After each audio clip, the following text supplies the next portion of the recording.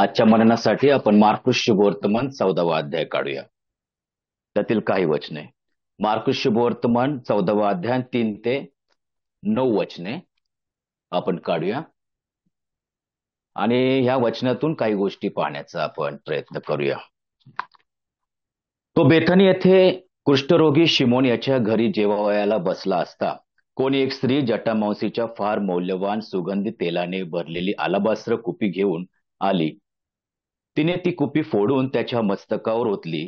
तेव्हा कित्येक जण आपसात चडफडून म्हणाले, या सुगंधी तेलाची अशी नासाडी का त्या ठिकाणी या सुगंधी तेलाची अशी नासाडी का केली, कशासाठी केली? कारण हे सुगंधी तेल 300 पेक्षा अधिक रुपयास विकून ते गोरगरिबास देता आले असते, अशी ते तिच्याविषयी कुरकुर करू लागले. त्या ठिकाणी मोठा भाग आहे, पण वेळेअभावी आपण पूर्ण वाचणार नाही. परंतु ह्या 14व्या अध्यायाची विभागणी पहिली 2 वचनं वेगळी आहेत, मधला हा भाग आहे आणि नंतरचे 10 आणि 11 या वचनांमध्ये आहे. ही स्त्री प्रभू येशू ख्रिस्ताच्या जवळ आलेली आहे. ह्या अध्यायातून किंवा ह्या भागातून सेवेविषयी आपण थोडक्यात पाहण्याचा प्रयत्न करूया. ही जी बहीण आहे ही सेवा करण्यासाठी प्रभूकडे आलेली आहे आणि ती फार मौल्यवान सुगंधी तेल घेऊन आलेली आहे. प्रियांनो, त्यावेळेची परिस्थिती जेव्हा प्रभू येशू ख्रिस्त आम्हाला दिसतो की एका घरामध्ये आहे, त्याच्या घराचा मालक जो आहे तो शिमोन आहे आणि या शिमोनाच्या घरात प्रभू येशू ख्रिस्त असताना त्याच्या आजूबाजूला त्याचे शिष्यगण आहे, किंबहुना संपूर्ण पुरुष मंडळी आहे. आणि अशा प्रकारे अशा पुरुषांमध्ये एका बहिणीने जावं हे कदापि शक्य नव्हतं, कारण त्यावेळेसची संस्कृती पूर्णपणे वेगळी अशी होते. परंतु ह्या बहिणीने सर्व अडखळण, संस्कृतीचा असो समाजाचा असो, प्रत्येक अडखळण बाजूला ठेवून त्या अडखळणावर मात करत आपल्या प्रभूला भेटावयास प्रियांनो आलेली आहे. सांगायचा उद्देश काय आहे की सेवा आमची कशी असावी, त्या सेवेमध्ये जी अडखळणं आहे त्या अडखळणावर मात करत आम्ही प्रभूकडे येणं अतिशय महत्वाचं आहे. त्या ठिकाणी आम्ही पाहतो की त्यावेळेसचे नियम देखील भयंकर होते. जो नियमामध्ये चुकलेला आहे त्याला कठीण शिक्षा होत असते आणि या बहिणीला कदाचित कठीण शिक्षा होऊ शकली असती प्रियांनो, कारण तिने समाजाचा नियम मोडलेला आहे. परंतु आपल्या प्रभूला भेटण्यासाठी प्रत्येक नियम मोडून टाकणारी ही बहीण आम्हाला दिसते. ती त्या ठिकाणी आली आणि आपली सेवा पूर्ण केलेली आहे. पहिला मुद्दा या ठिकाणी आम्हाला शिकावयास मिळतो की ही सेवा जी आहे ती प्रीतीने भरलेली आहे प्रियांनो, प्रीतीने भरलेली. अनेक वेळ आम्ही मंडळीमध्ये जातो, अनेक अडखळणं असतात, परंतु ह्या अडखळणावर कदाचित आम्हाला मात करता येत नाही, कारण तेवढी प्रीती आमच्या अंतःकरणात भरलेली नसते. परंतु ही बहीण आज शिकवते या सकाळच्या समयी की अंतःकरण जर प्रीतीने भरलेलं असेल, कुणाच्या प्रती? मंडळी प्रती, प्रभू प्रती, त्या वधस्तंभावर खेळलेल्या ख्रिस्ताप्रती, त्या मेजाप्रती जर प्रीतीने भरलेला असेल तर प्रत्येक अडखळणावर मात करत हा विश्वासणारा प्रभूच्या मेजापर्यंत पोहोचतो. प्रियांनो, वचन जर आम्ही बघितलं, जसं मी म्हणालो की 3 ते 9 हा भाग वेगळा आहे, वचन 1 आणि 2 हा भाग वेगळा आहे आणि 10 आणि 11 हा भाग वेगळा आहे. या 3 भागामध्ये मध्ये जे आहे या बहिणीची सेवा आहे आणि प्रीतीने भरलेली सेवा आहे. पहिल्या वचनामध्ये जर बघितलं त्या ठिकाणी शास्त्री परुष आहे, याजकगण आहे आणि त्या ठिकाणी असं लिहिलेलं आहे की ते कपटाने कसे धरावे ख्रिस्ताला, जीवे मारावे कसे, हे त्यांच्या मनामध्ये योजना आखत आहे. प्रभूच्या बाजूला आहे, प्रभूच्या त्या आजूबाजूला आहे, परंतु त्यांच्या मनामध्ये प्रियांनो कपट आहे. त्याच्या दुसऱ्या बाजूला जर बघितलं 10 आणि 11 वचनामध्ये की यहूदा इस्करियोत जो होता त्याच्या मनामध्ये लोभ होता, मोह होता की प्रियांनो पैसा घेऊन तो प्रभूला धरावयास पाहत होता. एका बाजूला कपट अंतःकरणात आणि एका बाजूला मोह यहूदाच्या अंतःकरणामध्ये. परंतु या बहिणीचं अंतःकरण आम्ही पाहतो प्रियांनो की प्रीतीने भरलेलं अंतःकरण प्रभूपाशी. अनेक वेळा अनेक जण प्रभूच्या मंडळीत आहे, मंडळीच्या प्रभूच्या जवळ आहे, परंतु कधी कधी अंतःकरणात कपट, तर कधी कधी काही गोष्टींविषयी मोह, आणि अशा परिस्थितीचं अंतःकरण जर आम्ही घेऊन गेलो तर प्रियांनो प्रभू आमच्याकडून सेवा करून घेणार नाही किंवा प्रभू आपल्या आपल्या दासाद्वारे ती सेवा होणार नाही. प्रियांनो, सांगायचा उद्देश हा आहे की आम्ही आमचं अंतःकरण प्रीतीने भरलेलं असावं. कारण ती प्रीती महान आहे प्रियांनो. कारण देवाने जगावर एवढी प्रीती केली की त्याने आपला एकुलता एक पुत्र दिला, अशासाठी की जो कोणी त्याच्यावर विश्वास ठेवतो त्याचा नाश होऊ नये. त्या देवाचं अंतःकरण या मनुष्याप्रती, कोणता मनुष्य अतिशय घाणेरडा, पापाच्या दलदलीत असलेला असा निरुपयोगी मनुष्यावर त्याने एवढी प्रीती केली. तर त्या सृष्टीचा निर्माण करता जो परमेश्वर आहे, जो तुमचा आणि माझा निर्माण करता आहे, त्याच्यावर आमची किती प्रीती असावी. आमचं अंतःकरण त्या प्रीतीने ओसांडून जाणं अतिशय महत्वाचं आहे. ही बहीण आम्हाला शिकवते, एका बाजूला कपटाचं अंतःकरण, एका बाजूला मोहाचं अंतःकरण, परंतु माझं अंतःकरण प्रीतीने भरलेलं आहे. दुसरा मुद्दा आपण त्या ठिकाणी पटकन पाहूया, की त्या ठिकाणी तिची प्रीतीने भरलेली सेवा आहे. एवढंच नाही तर ती मौल्यवान सेवा आहे. फार मौल्यवान सुगंधित तेलाने. प्रियांनो, फार मौल्यवान आहे ते. ते मौल्यवान नाही तर फार मौल्यवान आहे. आणि त्या मौल्यवान सुगंधित तेलाची किंमत शिष्यांनी 300 रुपये अशी ठरवलेली आहे.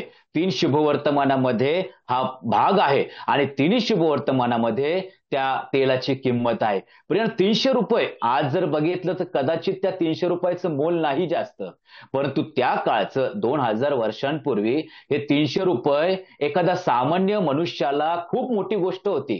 कदाचित तिची वर्षभराची ती उपजीविका असेल आणि पूर्ण वर्षभराची उपजीविका प्रियांनो ती प्रभूच्या स्वाधीन करत आहे, ती प्रभूच्या मस्तकावर ओतत आहे. प्रियांनो, सांगायचा उद्देश काय, माझं प्रीतीने भरलेलं जर अंतःकरण असेल, ती सेवा असेल, तर ती सेवा मौल्यवान होऊ शकते.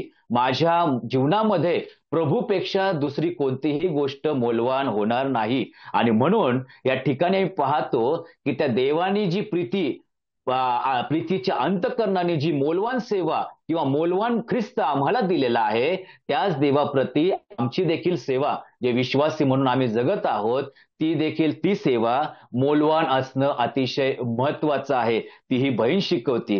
त्याच ठिकाणी आम्ही जर तिसरी गोष्ट जर पाहिली की ती तुच्छ लेखलेली सेवा आहे. बघा बरं, त्या ठिकाणी असलेलं आहे वचन 4 मध्ये, तेव्हा कित्येक जण आपसात चडफडून म्हणाले, या सुगंधी तेलाची अशी नासाडी कशासाठी केली. प्रियांनो, प्रभू येशू ख्रिस्ताच्या आजूबाजूला जो समुदाय होता तो शिष्यगणांचा होता. बघा, आज जर एखादी प्रतिष्ठित व्यक्ती किंवा राजकारणातील जर व्यक्ती आली, सीएम आले, पीएम आले, कोणी खासदार आमदार आले, तर त्यांच्या आजूबाजूला सामान्य जनता नसते, त्यांच्या आजूबाजूला त्यांचे कार्यकर्ते असतात, एक प्रतिष्ठित व्यक्तीचा समुदाय असतो. प्रिय, त्याच प्रकारे प्रभू येशू ख्रिस्ताच्या बाजूला सामान्य असं जनता नव्हती, तर त्याचे शिष्यगण होते, जे निवडलेले होते, जे जगापासून वेगळे केलेले होते. आणि हे शिष्यगण म्हणत आहे काय, की अशी नासाडी कशासाठी. प्रिय, कोणाच्या मस्तकावर ते तेल ओतलं होतं, ते सृष्टीकर्ता प्रभूच्या मस्तकावर. तो प्रभू कोण होता, यांचा गुरु होता. आणि अनेक असे चमत्कार यांनी त्या गुरुकडून पाहिलेले असताना आपल्या गुरुविषयी म्हणतात की आमच्या गुरुवर जे मस्तकावर तेल ओतलेलं आहे त्याची नासाडी होत आहे. प्रियांनो, किती दुःखाची गोष्ट आहे की शिष्यगण म्हणत आहे तेलाची नासाडी कोणाच्या मस्तकावर आहे, प्रभूच्या मस्तकावर आहे.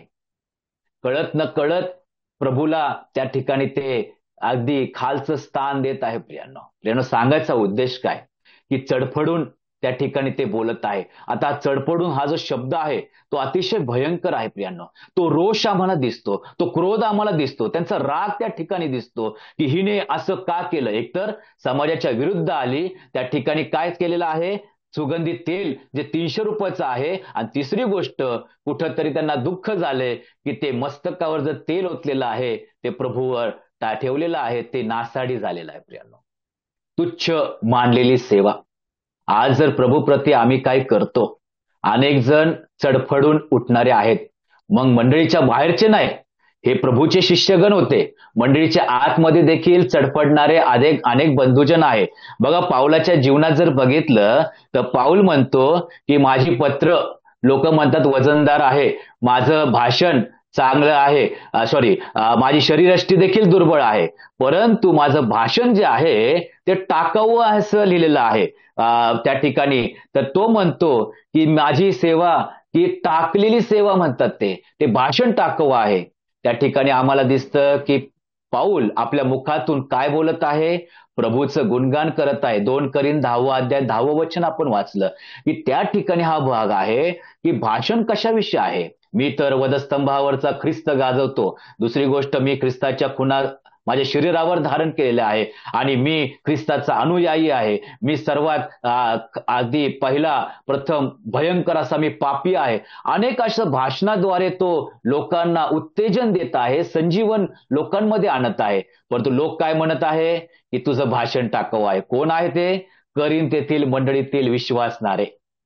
त्या बहिणीविषयी ते म्हणाले, चडफडून म्हणाले, या तेलाची नासाडी का?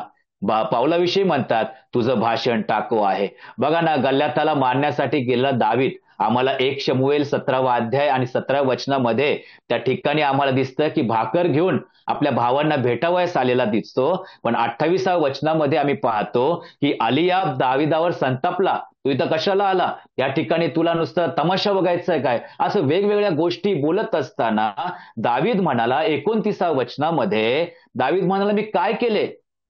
मी काय केलंय? एवढा शब्द तो बोलला प्रियांनो. एवढा शब्द बोलला. त्याची सेवा तुच्छ लेखली. भाकर घेऊन आला होता भावाला, परंतु ती सेवा तुच्छ लेखली. परंतु आम्ही पाहतो की दावीद तसाच मागे फिरला नाही. तो त्या ठिकाणी थांबला. जरी माझी सेवा तुच्छ लेखली तरी मी थांबणार. आणि प्रभूने त्याच्याद्वारे अद्भुत कार्य केले. काही वेळ गेल्यानंतर गल्ल्यातासमोर उभा केलं प्रभूने आणि थोड्या वेळाने प्रभूच्या तो दासाच्या हातात गल्ल्याताचं शिर आम्हाला दिसतं. सांगायचा उद्देश हा आहे, प्रियांनो, तुमची आणि माझी सेवा कितीही तुच्छ लेखली, परंतु त्या सेवेमध्ये आम्हाला टिकून राहायचं. कितीही प्रभूचे लोक आम्हाला जरी म्हटले की इथे तुमची नासडी आहे, तुमचं चडफड, त्यांचं चडफडणं आमच्या समोर आलं, तरी आम्हाला शांत बसायचं, सेवा करायची. कारण पाऊल शांत बसला, सेवा करत राहिला. आणि जर आम्ही पत्र बघितले तर सर्वात जास्त पत्र पाऊलाची आहे. सर्वात जास्त मंडळ्या पावलाने तयार केलेल्या आहे प्रभूच्या सामर्थ्याने. आणि दाविदाच्या जीवनात देखील आम्ही पाहतो, शांत राहिला म्हणून प्रभूने त्याच्या हातामध्ये विजय दिला. तिसरी गोष्ट, तुच्छ मानलेली सेवा आम्हाला या ठिकाणी दिसते. चौथी गोष्ट, ती संतुष्ट करणारी आहे. कशी काय? बघा बरं, 14वा अध्याय वचन 6 मध्ये ज्यावेळेस वचन 5चा शेवटचा भाग बघतो, ते तिच्याविषयी कुरकुर करू लागले करीत होते. परंतु येशू म्हणाला. प्रियानो, सृष्टीचा निर्माणकर्त्याने आपलं मुख उघडलं. त्याच्या मुखातून आता वाणी आलेली आहे की प्रभू येशू ख्रिस्त म्हणाला काय? हिच्या वाटेत जाऊ नका, हिला त्रास का देता? हिने माझ्यासाठी एक सत्कृत्य केले आहे. चौथी सेवा, संतुष्ट करणारी सेवा. एक, प्रीतीने भरलेली. त्यानंतर मौल्यवान सेवा, तुच्छ मांडलेली सेवा. आणि चौथी, संतुष्ट करणारी सेवा. ती आपल्या प्रभूला संतुष्ट करत होती प्रियांनो. कारण प्रत्येक जण तिच्या विरुद्ध बोलत होते, परंतु ती आपलं तोंड बंद करून त्याच ठिकाणी उभं राहून प्रभूची सेवा करत होती. प्रभूला ती गोष्ट आवडली. तिचा नम्रपणा, तिचा लीनपणा आवडला. शेवटला आपल्या निर्माणकर्त्याने मुख उघडलं की तिच्या वाटेत जाऊ नका, तिने जे केलेलं आहे ते उत्तम केलेलं आहे, त्याविषयी मी संतुष्ट आहे. प्रियांनो, आज माझ्या सेवेमध्ये आपला प्रभू संतुष्ट आहे का? कारण गलतीकारास पत्र 1 अध्याय 10व्या वचनामध्ये संत पाऊल गलतीतील मंडळीला पत्र लिहित असताना म्हणतो, मी काय मनुष्यांना संतुष्ट करतो काय? मी तर देवाला संतुष्ट करत आहे. कारण माझी सेवा ही देवाला संतुष्ट करणारी आहे. म्हणूनच 2 करिंथ 5वा अध्याय 9व्या वचनामध्ये तो पवित्र आत्म्या सामर्थ्याने लिहितो की मला माझ्या देवाला, माझ्या परमेश्वराला संतुष्ट करण्याची हौस आहे. मला संतुष्ट करण्याची हौस आहे. प्रियांनो, आज माझ्या या सेवेमध्ये मी कोणाला संतुष्ट करत आहे? मंडळीतील, समाजातील, नातेवाईकांना? नाही नाही नाही. आम्हाला संतुष्ट कोणाला करायचंय? त्या निर्माणकर्त्याला करायचंय. आणि जर तो संतुष्ट झाला तर तो मुख उघडल्याशिवाय राहणार नाही की तिने सत्कृत्य केले. कारण त्या पुत्राने, प्रभू येशू ख्रिस्ताने अतिशय नम्रपणे सेवा केली. खऱ्या अर्थाने बाप्तिस्मा घेण्याची त्याला गरज नव्हती यार्दनेमध्ये. परंतु जो म्हणतो की त्याच्या पायतानाचा बंद सोडावयास देखील मी लायक नाही, अशा व्यक्तीकडून, बाप्तिस्मा करणाऱ्या योहानाकडून ख्रिस्त बाप्तिस्मा घेत आहे. आणि मग आकाश उघडतं आणि त्याच्याविषयी लिहिलेलं आहे की हा माझा प्रिय पुत्र आहे, ह्याच्याविषयी मी संतुष्ट आहे. नम्र झालेला ख्रिस्त आम्ही पाहतो प्रियांनो. त्या सेवेमध्ये ख्रिस्ताची नम्रता दिसते. म्हणून पिता देखील म्हणाला, तुझ्या सेवेविषयी मी संतुष्ट आहे. प्रियानो, आज माझ्या सेवेविषयी माझा देव संतुष्ट आहे का? चौथा मुद्दा आम्ही पाहिला की संतुष्ट करणारी सेवा. पाचवा मुद्दा की त्याच ठिकाणी असं लिहिलं आहे, मार्क वर्तमान 14वा अध्याय आणि 7वं वचन, गोरगरीब नेहमीच तुमच्या बरोबर असतात व पाहिजे तेव्हा तुम्हाला त्यांचे बरे करिता येते, परंतु मी तुम्हा बरोबर नेहमीचा आहे असे नाही. एक विशिष्ट कालखंड घेऊन ख्रिस्त या जगामध्ये आला होता. 30 वर्ष एका बाजूला, पण 3.5 वर्ष एका बाजूला पूर्ण सेवेचे होते. आणि 3.5 वर्षानंतर त्याला माहित होतं की मी जाणार, वधस्तंभावर खिळणार, मरणार, कबरेमध्ये जाणार, पुनरुत्थित होणार आणि 40 दिवसा शिष्यांना मी दर्शन देणार आणि मी माझ्या पित्याकडे जाणार. एक सीमित कालखंड होता. मी नेहमीचा तुमच्या बरोबर नाही. पाचवी सेवा जी आहे ती योग्य समयी केलेली सेवा आहे. प्रियांनो, ज्या सेवेमध्ये आम्हाला यायचंय ती योग्य समयी असणं अतिशय महत्वाचं आहे.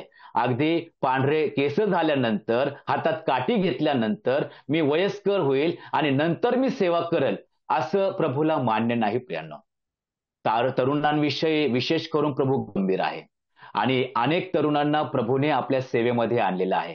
पावलातनी देखील तिमोथेला आणलं, तिथाला आणलं आणि प्रभूला तरुणांची गरज आहे. प्रियांनो, प्रभू म्हणतो की ज्या तरुणांनी प्रभूचा स्वीकार केलेला आहे त्यांनी जगामध्ये विरळ न होता प्रभूच्या सेवेमध्ये मग्न होणं अतिशय महत्वाचं आहे. आणि म्हणूनच प्रभूची इच्छा आहे की प्रत्येक तरुणाने आपल्याकडे यावं आणि ती सेवा योग्य समयी करावी. आपलं काम, धंदा, नोकरी सर्व काही पाहून, कुटुंब व्यवस्था पाहून प्रभूची सेवा करणारे तरुण प्रभूला अपेक्षित आहे योग्य समयी. कारण हा कालखंड नेहमीचा नाही. कारण आमचा जीवनाचा जो बुडबुडा आहे, बुडबुडाप्रमाणे आमचं जीवन आहे. गेल्या दिवसामध्ये पाहिलं की आमचं जीवन गवताप्रमाणे आहे. ते कधीही वारा आला तर आम्ही त्यातून निघून जाऊ शकतो. प्रियांनो, म्हणून योग्य समयी सेवा. कारण उद्याचा दिवस कुणालाही माहित नाही आहे. जो काही दिवस दिलेला आहे त्याच्या दयेने, कृपेने, त्याच्या करुणेत खंड पडत नाही. ती रोज सकाळी नवी अशी होते. आजची सकाळ प्रभूच्या कृपेने आहे. त्या योग्य समयी प्रभूची सेवा करणं अतिशय महत्वाचं आहे. आणि सहावी गोष्ट आम्ही पाहतो की ती सर्वोत्तम सेवा आहे. पहा बरं, वचन 8 मध्ये, हिला जे काही करिता आले ते हिने केले आहे. हिने इतर कार्यासाठी माझ्या शरीराला अगोदरच सुगंधी द्रव्य लाविले आहे. प्रियांनो, ती सर्वोत्तम सेवा आहे. जिवंत असतानाच प्रभू म्हणतो माझ्या उत्तर कार्यासाठी हिने केलेलं कार्य आहे.